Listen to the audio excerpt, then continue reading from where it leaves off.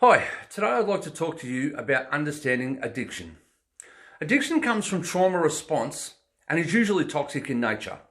It is fed by a dopamine response that provides a temporary high or euphoric experience that is fleeting at best and certainly not sustainable long term. Opioids are a very effective drug in this area because there is no other experience on this planet that will provide the same level of dopamine, and so the rush you get from it is what makes it so addictive. Now, not everyone will become addicted to opioids, so we tend to find other ways to get the dopamine effect. Addiction can be anything from social media to hardcore drugs, alcohol, porn, shopping, bodybuilding, or even religion. Wherever you spend copious amounts of time deflecting from dealing with your own issues, it's a very common trauma response. Some addictions can be healthy to start with and end up being toxic. Losing weight can turn into bulimia. Building muscle can turn into steroid addiction. And wanting to help others can sometimes distract you from dealing with the shit that's going on in your own life.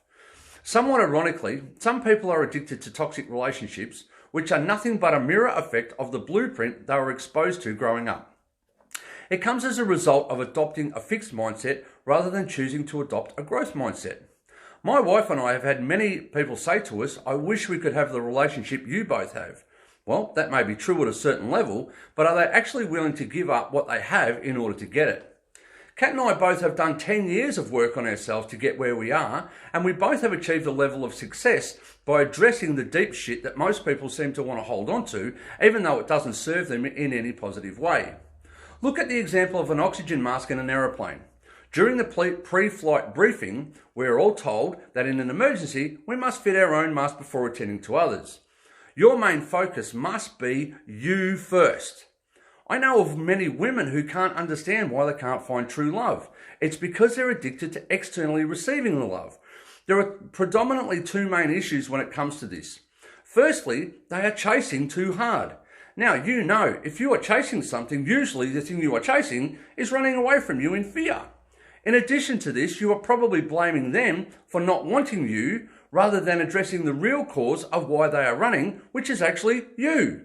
Until we learn the lesson that life has put in front of us, the lesson will keep showing up in different ways. Secondly, how do you expect someone else to love you if you don't know how to love yourself? You will only attract other people who also do not know what they want out of love. Then you will just go about trying to change each other into the version that fits your persona.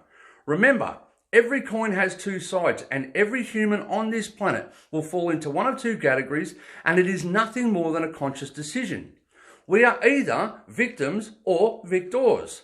Victims love looking externally at why they are in the situation that they find themselves. Victors know, however, that external forces have nothing to do with their own issues as they have created them themselves. Until you get to the point where you have worked on internal validation rather than relying on external validation, you will only keep getting the same result. As humans, we all love validation. It's precisely the fuel that drives social media. We crave connection with like-minded individuals. We create labels for ourselves that form our identity, or worse, we are labelled by others and then we buy into those labels. Here's some examples. He's an athlete. That's a label. She has ADHD. That's a label. They are cheerleaders. He has cancer. I have depression. These are all examples of labels.